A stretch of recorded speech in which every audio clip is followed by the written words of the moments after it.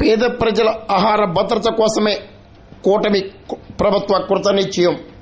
మొక్కలు నాటిన ఎమ్మెల్యే.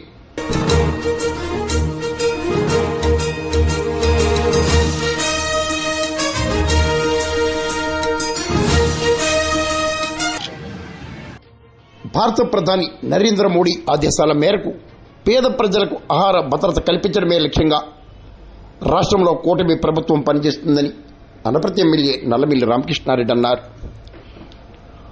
ఉమ్మడి తూర్పుగోదావరి జిల్లా మండపేటలో ప్రధాని నరేంద్ర మోడీ జన్మదిన వేడుకలను భారతీయ జనతా పార్టీ నేతలు కోలాహలంగా నిర్వహించి అన్నా క్యాంటీన్ను ప్రారంభించారు.